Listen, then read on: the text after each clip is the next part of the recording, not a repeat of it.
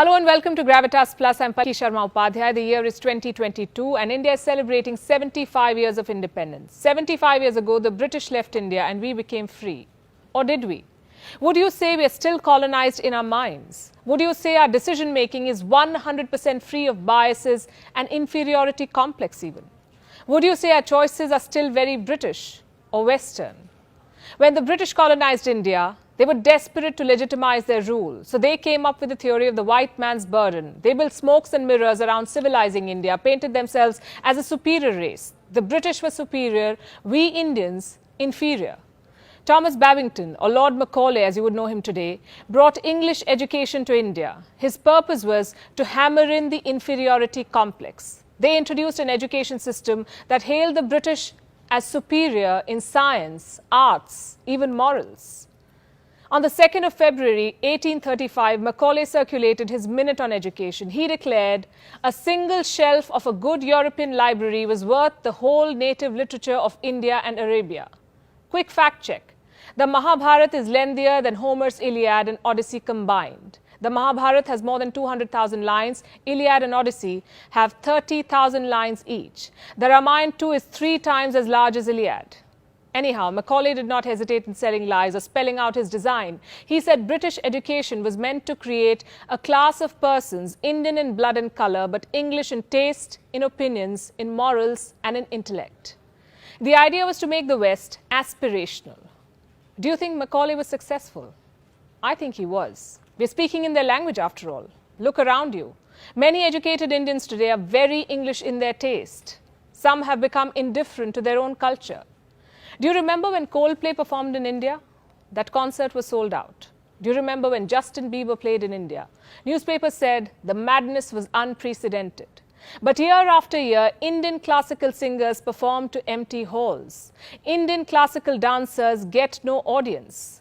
Kathak veteran Shobna Narayan once said that the Indian audience seems to have a closed mind to Kathak. But salsa or flamenco, those we would love to pick up. Because these dances are seen as aspirational. And nothing wrong in learning another dance form, it only enriches you, but not at the cost of denigrating your own. Do you know Kathak was first recorded in the 4th century BC? I don't know any Western dance form that goes back so far or has evolved as much. You know what else is aspirational? The Louvre in Paris. One photo of it on our Instagram and we have arrived. But India's National Gallery of Modern Art, which has one of the richest collections of contemporary arts, gets just 30,000 visitors a year. The Louvre in Paris gets 2.5 million visitors every year. The Tate in London has an annual footfall of 4 million. What explains this gap? Is it India's disinterest in everything Indian or the obsession with everything Western? Do we still blame Macaulay for this?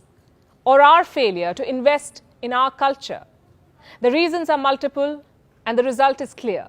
Today an Indian dreams of becoming Western, aping the West or living the Western lifestyle. For an Indian, the West has become synonymous with advancement and modern living. But these are two different things, Western and modern. If only we could cure this 75-year-old colonial hangover, if only we could look through what Macaulay wanted us to learn, if only we could reconnect with our heritage, we would realize that it's us, the Indians, who have always been ahead of our times. Ancient India was aspirational, ancient India was advanced. Meet Baudhayana. He lived in 800 BC. He calculated what the world knows today as the Pythagoras theorem. Pythagoras lived in 570 BC in Greece. Most likely he picked the theorem from the Hindu sages he studied under. Have you heard of the Fibonacci number sequence? This is how it looks. Every number is the sum of the 2 preceding numbers. The world credits Italian mathematician Fibonacci for the sequence.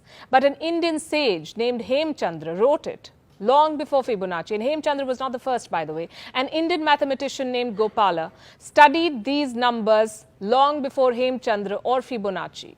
Eurocentric textbooks will not tell you this. Macaulay would never want you to know this. An Indian invented zero, an Indian taught the world how to calculate the value of pi, an Indian invented the decimal system or the binary digits, or the heliocentric theory about the solar system.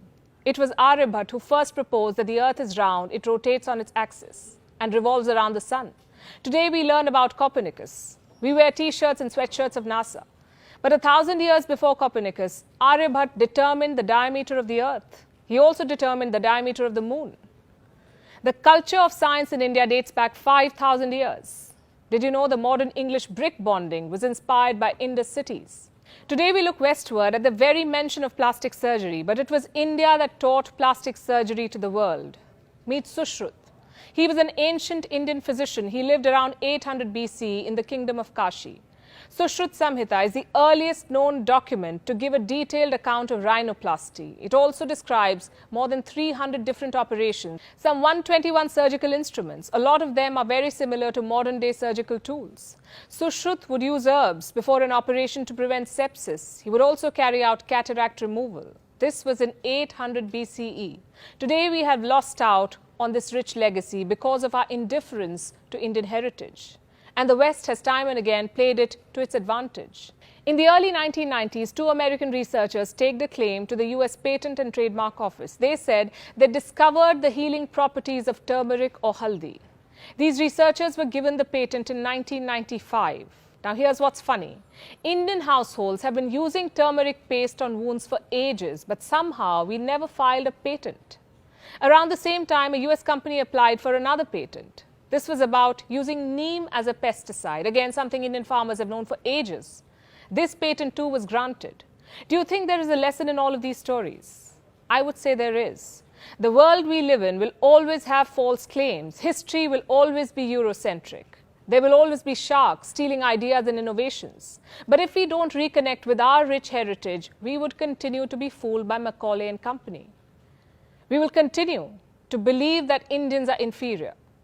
The world won't remind you that the Industrial Revolution that started in the West was powered by the cotton gin, and that the machine was invented in India. India also had the earliest known dock. It was at Lothal in Gujarat. Steel was made in India as early as 500 BC. It is possible that Indian scientist Kanad devised the atomic theory centuries before John Dalton was even born.